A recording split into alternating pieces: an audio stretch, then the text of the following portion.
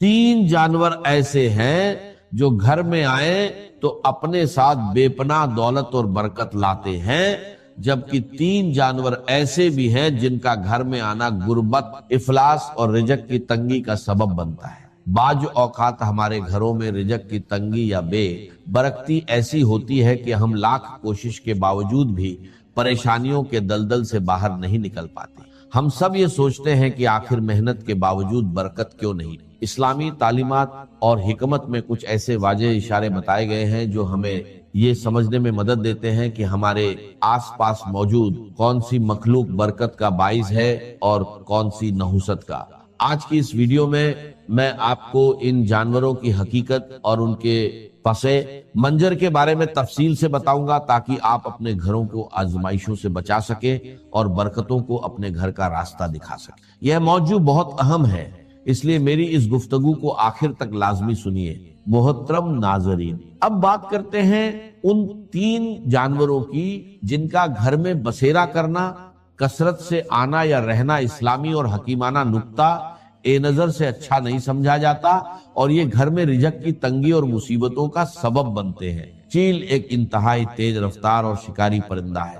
आपने ये बात तो जरूर सुनी होगी कि आसमान का राजा अखाब या शाहीन को माना जाता है, लेकिन चील एक ऐसा परिंदा है जो अपनी चुस्ती की वजह से बाज औकात शाहीन का शिकार भी चुरा लेती है। अक्सर देखा गया है कि कुछ घरों की छतों पर चीलें बहुत ज्यादा तादाद में या कसरत से आकर बैठती हैं। हमारे बुजुर्गों और दाना लोगों का कहना है कि घर की छत पर चील का मुसलसल आना या सुबह दोपहर के वक्त बैठना अच्छा शगुन नहीं माना जाता। यह इस बात की अलामत समझा जाता है कि इस घर पर अनकरीब कोई बड़ी मुसीबत, परेशानी या रिजक की शदीद तंगी आने वाली है। दूसरा जानवर जिसका घर में आकर रहने लग जाना और हर कोने में बस जाना मनहूस समझा जाता है, वह मकड़ी है। मकड़ी की वजह से घर में तंगी और मुसीबतें आती हैं। यहाँ एक बात वाजह करना बहुत जरूरी है कि मकड़ी बजात खुद कोई मनहूस जानवर नहीं है, क्योंकि इसी मकड़ी ने हिजरत मदीना के तारीखी मौके पर गार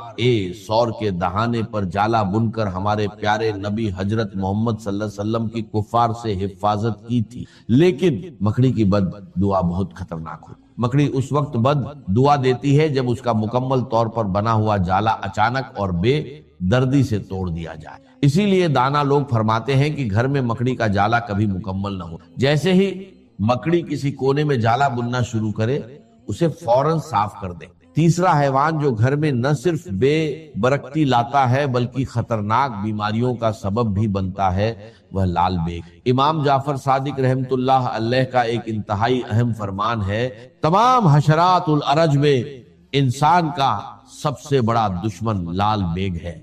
ये इंसान का ऐसा पोशीदा दुश्मन है जो हर वक्त गंदगी फैलाने और नुकसान पहुंचाने की ताक में रहता है। अगर आपके घर में लाल बेग कसरत से नजर आने लगे तो समझ जाएं कि बरकत उठ। साइंसी तहकीक भी इस बात की तस्दीक करती है कि घर में लाल बेगों का ज्यादा होना दिल की बीमारियों की बड़ी वजह है। लाल बेग एक खास किस्म का केमिकल छोड़ते हैं जो इंसानी दिल को कमजोर करता है और हार्ट अटैक का बाइस बनता है। साइंसी और इस्लामी दोनों लिहाज से इनका घर में होना रिजक की तंगी और बर्बादी लाता है, इसलिए फौरन इनके खात्मे का इंतजाम करें। वो तीन जानवर जो घर में दौलत और बरकत लाते हैं, आइए अब उन खुश किस्मत जानवरों और परिंदों का जिक्र करते हैं जिनका घर में आना, बसेरा करना या घोंसला बनाना बेपनाह बरकत, दौलत और रिजक में इजाफे की अलामत है। शहद की मक्खी। शहद का शुमार नबी एक करीम सल्लल्लाहु अलैहि वसल्लम की पसंदीदा तरीन गिज्जाओं में होता है और अल्लाह तबारक व तआला ने शहद और शहद की मक्खी दोनों के अंदर खुसूसी बरकत और शिफा रखी। जिस घर के पास से या जिसकी छत के आसपास से शहद की मक्खियां कसरत से गुजरती हैं, वह घर बहुत मुबारक मान। और अगर ये मक्खियां आकर आपके घर की किसी दीवार, छत या कोने में अपना छत्ता बना लेती, तो ये इस बात की वाजह और यकीनी निशानी है कि इस घर में अब रिजक और बरकत के दरवाजे खुलने वाले। 2. चिड़िया। चिड़िया एक इंतहाई मासूम, बेजुबान और प्यारी मखलूक है। घर के आंगन में चिड़ियों का चहचहाना वैसे ही दिल को सुकून देता है, लेकिन اسلامی روایت اور بزرگوں کے تجربات کے مطابق گھر میں چڑیا کا گھونسلہ بنانا بہت ہی زیادہ مبارک مانا جاتا ہے۔ اگر چڑیا آپ کے گھر کی کسی سرخی، پنکھے یا کونے میں گھونسلہ بنا لے تو اسے کبھی بھی نقصان نہ ہو۔ نظر بزرگوں کا کہنا ہے کہ چڑیا کا یہ معمول ہوتا ہے کہ وہ صبح سویرے اپنے گھونسلے سے اڑنے سے پہلے اللہ تعالیٰ کی حمد ثنا کرتی ہے، سبحان اللہ کا ورد کرتی اور اللہ سے یہ دعا مانگتی ہے، یا اللہ نہ صرف مجھے رزق عطا کر بلکہ جس گھر میں نے گھونسلہ بنایا ہے اس گھر والوں پر بھی رزق کی تنگی نہ آنے دے۔ تیسرا جانور جس کا گھر میں آنا رہنا یا بچے دینا بے پناہ دولت اور خوشحالی لاتا ہے وہ بلی۔ ام المومنین حضرت عائشہ رضی اللہ عنہا سے روایت ہے کہ نبی کریم صلی اللہ علیہ وسلم نے ارشاد فرمایا، یقیناً بلی ہرگز ناپاک نہیں ہے بلکہ یہ تو تمہارے گھروں میں کثرت سے آنے جانے والی مخلوق ہے۔ ہمارے پیارے نبی صلی اللہ علیہ وسلم کو بلی اس قدر پسند تھی کہ روایت کے مطابق آپ صلی اللہ علیہ وسلم بلی کے برتن میں بچے ہوئے پانی سے وضو تک فرما لیتے تھے۔ بلی کی دعا اور بد دعا دونوں سیدھی عرش تک جاتی ہے۔ اگر آپ کے گھر میں بلی آتی ہے اور آپ اپنی حیثیت کے مطابق اسے روٹی کا ٹکڑا ڈال دیتے ہیں، دودھ یا پانی کا بندوبست کر دیتے ہیں تو وہ خوش ہو کر آپ کے حق میں دعا کرتی۔ جب بلی دل سے دعا دیتی ہے انسان کے وارے نیارے ہو جاتے ہیں۔ نتیجہ اور التماس، محترم ناظرین، قدرت کے اس پورے نظام میں اللہ تعالیٰ نے ہر مخلوق کی ایک خاص اہمیت رکھی۔ اگر ہم اللہ کی بے زبان مخلوق پر رحم کریں گے تو عرش والا ہم پر رحم کرے گا اور ہمارے رزق کے بند دروازے کھول دے گا۔ وہ تمام چیزیں جنہیں ہم نے ضروری سمجھ لیا ہے، درکار سمجھا ہوا ہے کہ یہ بھی ضروری، یہ بھی ضروری، یہ بھی درکار ہے، یہ بھی درکار ہے، اکثرت درکار نہیں، اس کی اکثریت جو ہے وہ درکار نہیں ضروری۔ اس لیے اب یا تو انسان اپنی کوئی دنیاوی حقیقی ضرورت پوری کرنے کے لیے وقت صرف کرے یا دین کی اور آخرت کی کمائی کے لیے صرف کرے۔ اب نیند ہے، استراحت ہے، یہ بھی انسان کی ضرورت ہے، یہ ضرورت پوری کرے۔ کھانا ہے، یہ انسان کی ضرورت، لہذا اس کو تو اس کے اندر شامل سمجھیے۔ اب جو وقت بچ گیا ہے وہ سارا کا سارا آخرت کو بنانے اور کمانے میں دین کی خدمت کو لگنا چاہیے۔ کہاں بچ گیا آپ کے پاس؟ ٹائم بچا ہی نہیں۔ پیس ٹائم جس کو کہتے ہیں، کوئی ہابی ہے جی میری، بس وقت گزاری کا مشغلہ ہے، وقت گزاری، لا حول ولا قوت الا باللہ۔ آپ کو وقت گزارنے کے لیے مشغلہ چاہیے، یا ضروریات زندگی کے لیے وقت صرف ہونا چاہیے، اور یا پھر وہ وقت لگنا چاہیے آخرت کے بنانے اور کمانے۔ جو دو چیزوں سے تیسری کیٹیگری آ جائے گی وہ مالا یعنی، اس کا کہ اس سے کوئی تعلق ہی نہیں، لا حاصل بے مقصد بلا ضرورت، یہ انسان کے اسلام کی خوبی ہے۔ یہ بھی گویا کہ احسان کا درجہ ہو گیا، من حسن الاسلام، اسلام کے بعد درجہ ایمان، ایمان کے بعد احسان، من حسن اسلام المرء، ایک انسان کے اسلام کی خوبی یہ ہے، حسن یہ ہے، ترکہ مالا یعنی ہے، اس کا چھوڑ دینا ہر اس چیز کو جو اس کے لیے لا حاصل ہو، غیر ضروری۔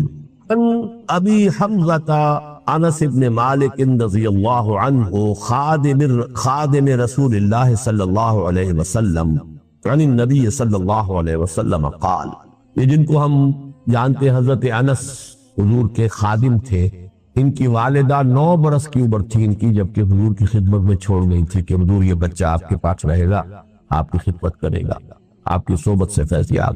اور یہ انس ابن مالک یہ ہے جو کہتے ہیں کہ میں نے اتنے سال حضور کے ساتھ گزارے ہیں خادم کی حیثیت سے، ایسا بھی موقع کبھی نہیں آیا کہ آپ نے مجھ سے یہ کہا ہو کہ اے انس تو نے یہ کام کیوں نہیں کیا۔ جھڑکنا، ڈانٹنا، ڈپٹنا تو بہت دور کی بات، شفقت، ملاطفت، ملائمت حضور صلی اللہ علیہ وسلم کی مزاج کا جز۔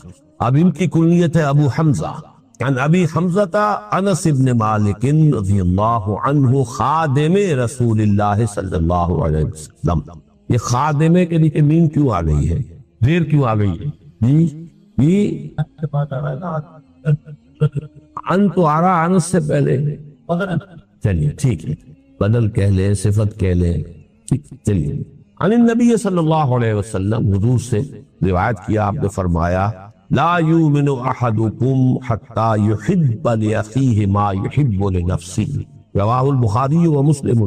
اب یہ حدیث کے روایت کے اعتبار سے چوٹی کے درجے کی حدیثوں میں سے، اور اس میں ذرا کیٹیگوریکل ڈینائل دیکھیے، تم میں سے کوئی شخص مومن نہیں ہو سکتا جب تک کہ اپنے بھائی کے لیے بھی وہی شے پسند نہ کرے جو اپنے لیے کرتا ہے۔ اس سے اونچی اخلاقی تعلیم کیا ہوتی؟ لیکن اس کا مفہوم عام طور پر محدود سمجھا جاتا ہے کہ آپ اچھا پہننا چاہتے ہیں تو اپنے بھائی کو بھی اچھا پہنائیں، آپ اچھا کھانا چاہتے ہیں تو بھائی کو بھی اچھا کھلائیں۔ تو بھائی بھی ایک حقیقی بھائی ہے، ایک چچا زاد بھائی ہے، ایک بھائی جو ہے وہ دادا کی نسل سے چل کر بھائی بن گیا، یہ تو پھیلتا جائے گا۔ ہر انسان دوسرے انسان کا بھائی ہے، کم سے کم ہر مسلمان دوسرے مسلمان کا بھائی ہے، دائرہ تو پھیلتا جائے گا۔ لہذا ایک طرف تو گویا کہ لوگوں کی طرف خیر اور بر، تبرع، اس کی تلقین ہو گئی، لیکن اصلاً یہ حدیث ہم نے خاص طور پر جو کوٹ کی ہے وہ کس اعتبار سے؟ یہ دعوت دین کے لیے بنیادی موٹو۔ آپ نے اگر دین کو اپنے لیے پسند کیا ہے اور آپ اپنے بھائی کو اس کی دعوت نہیں دے رہے تو آپ میں ایمان کی رمق بھی، آپ نے خود اپنے آپ کو جہنم سے بچنے کا تو سامان کر لیا ہے اور اپنے بھائی کو جہنم کی طرف جاتے دیکھ رہے ہیں، اور ٹک ٹک دیدم دم نہ کشیدم، ایمان کا یہ رمق لا یؤمن احدکم، یہ دعوت